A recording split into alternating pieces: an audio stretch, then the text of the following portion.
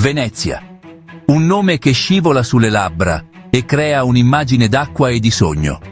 Ma dietro questa bellezza senza pari si cela una verità incredibile. Una verità che sembra uscita da una leggenda.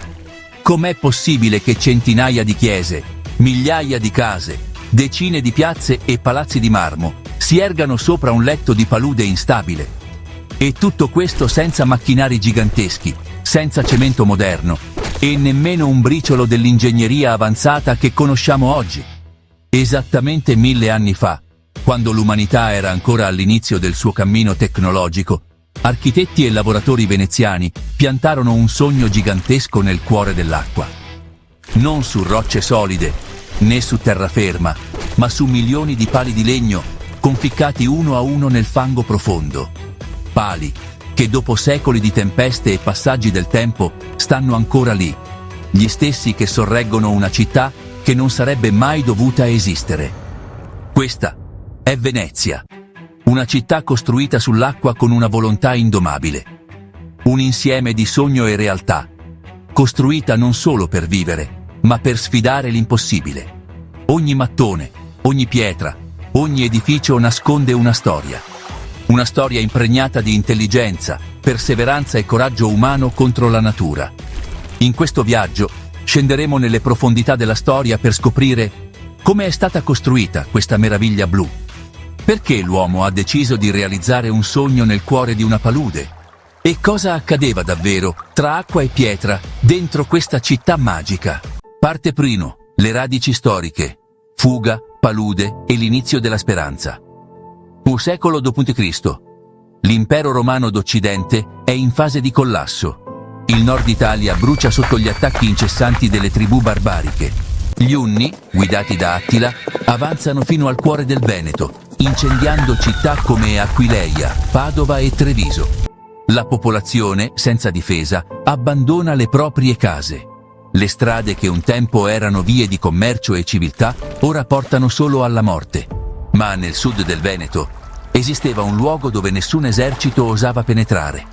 Non c'erano né muri, né leggi, né terra, solo sale, nebbia e palude. In mezzo a questo caos, un gruppo di sopravvissuti, su barche primitive, entrò in un mondo che non era fatto per vivere, né per restare. Il fango sostituiva la terra, l'acqua prendeva il posto delle strade. Non c'erano tetti a offrire riparo, né terraferma su cui stare in piedi. Ma l'essere umano sopravvive costruendo.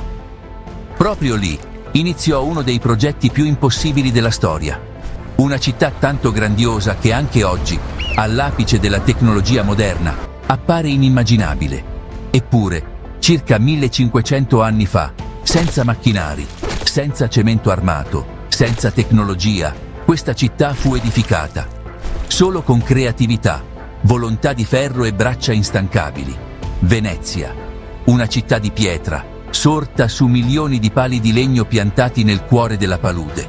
Non costruita per mostrare potere, ma per sopravvivere. Simbolo di una verità semplice ma potente. L'uomo può costruire anche sull'acqua. Se siete arrivati fin qui in questo viaggio, significa che anche voi fate parte di questa storia. Ogni like, ogni commento, ogni iscrizione sembrano piccoli gesti, ma per me sono molto di più. Sono il segno che devo continuare, con più forza, con storie più profonde, con video che meritano di essere vissuti. Se questo cammino vi ha toccato, lasciate la vostra impronta. E ora, continuiamo insieme questo racconto straordinario. All'inizio, non avevano terra su cui costruire. Davanti a loro, solo una superficie instabile di fango, melma e acque salmastre. Ma per chi era fuggito dalla guerra, quella palude era l'unica speranza. Il popolo veneto decise di domare la natura invece di sfuggirla. La loro soluzione fu audace: creare terra dove non c'era. Cominciarono piantando pali di legno, milioni di pali di pino, betulla e olmo, martellati uno a uno da lavoratori con grandi mazze di legno. Solo esperienza, pazienza e forza collettiva. I pali venivano disposti in file incrociate per garantire maggiore stabilità. Venivano posati strati compressi di pietra e fango per creare piattaforme più stabili. L'acqua stagnante della palude era priva di ossigeno libero, impedendo la decomposizione. I pali si trasformarono in masse dure e compatte, quasi simili alla pietra. La palude fu domata e l'uomo riuscì a costruire una città eterna su una superficie instabile. Quando i pali furono conficcati nel fango e le piattaforme artificiali emersero dalle acque. Ma queste case non si ergevano su terraferma, bensì su ingegneria e volontà. Sopra le fondamenta lignee vennero posate pietre d'Istria, chiare, leggere e sorprendentemente resistenti. La prima terraferma umana nel cuore della palude.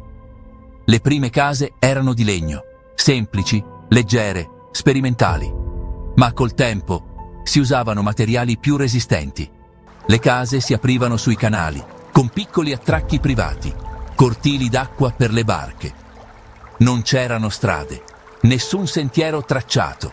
I canali formavano la struttura urbana. Non erano periferici, ma centrali. Ogni piazza nasceva non all'incrocio di strade, ma all'incontro di canali. Ogni ponte veniva costruito solo dove era indispensabile unire due blocchi. La città si sviluppò senza un piano predefinito, ma non senza logica. Venezia fu costruita sul confine tra ordine e caos. E da questo equilibrio nacque una città che sembra contraria alla natura, ma in armonia con essa. Entro il X secolo, Venezia non era più solo una città viva. Era una stella che brillava.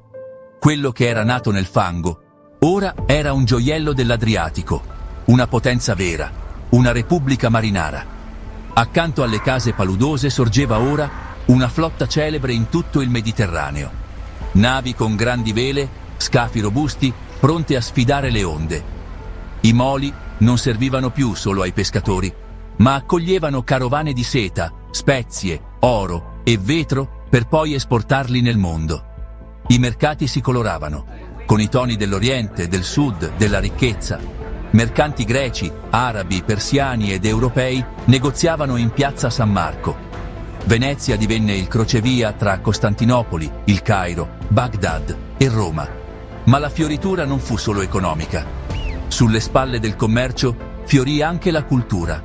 L'arte, come l'acqua, scorreva ovunque. Palazzi con finestre scolpite nel marmo, chiese con cupole dorate, colonne orientali e mosaici che raccontavano Cristo e Marco sotto la luce del sole, biblioteche che conservavano i testi dell'antica Grecia e Roma, e laboratori che trasformavano il vetro di Murano in magia.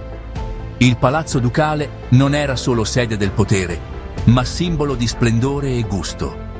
E San Marco non era solo una chiesa, era Venezia stessa, fusione di Occidente e Oriente, cristianesimo e potere, fede e arte. Tutto sull'acqua, ma nulla era fragile. Venezia era ormai la città che comandava il mare. Non guardava il mondo, lo plasmava. Venezia è ancora in piedi, ma oggi non ci sono più battaglie con spade o navi. Il nemico è invisibile. Il terreno sprofonda di 1-2 millimetri l'anno, mentre il livello del mare sale in media di 3 millimetri l'anno. Venezia sta affondando, non con un colpo, ma poco a poco, ogni giorno. Ogni ora. Nel 2019 la peggiore alluvione del secolo ha colpito la città. L'acqua in piazza San Marco ha raggiunto 187 centimetri. Chiese, musei, case allagate e i veneziani ancora una volta in cerca di salvezza tra le acque. Un progetto colossale chiamato Mose è iniziato nel 2003. 78 barriere mobili installate alle bocche della laguna per fermare le maree alte. Dopo anni di ritardi e scandali, il sistema è stato finalmente attivato e ha salvato la città da una nuova acqua alta. Ancora una volta, Venezia si è affidata all'ingegneria per sopravvivere. Eppure, la città respira ancora. Sui milioni di pali piantati 1000 anni fa, da mani callose e anonime. Ogni palo non è solo un pezzo di legno, è un'eredità di volontà. Di esseri umani che decisero di costruire la loro città non sulla terra, ma sul sogno. Ogni canale è una strada verso il passato, ogni ponte un legame tra i secoli e ogni casa una prova che il possibile va oltre la logica. Oggi forse siamo l'ultima generazione a vedere Venezia così. Forse domani L'ultimo colpo di martello verrà dato, ma anche se Venezia affonderà nelle acque, non affonderà nella storia, perché questa città non è fatta solo di pietra e legno, è fatta di sogni, una città sul fango, uno splendore sull'acqua. Venezia, un sogno costruito a mano e reso eterno con la fede.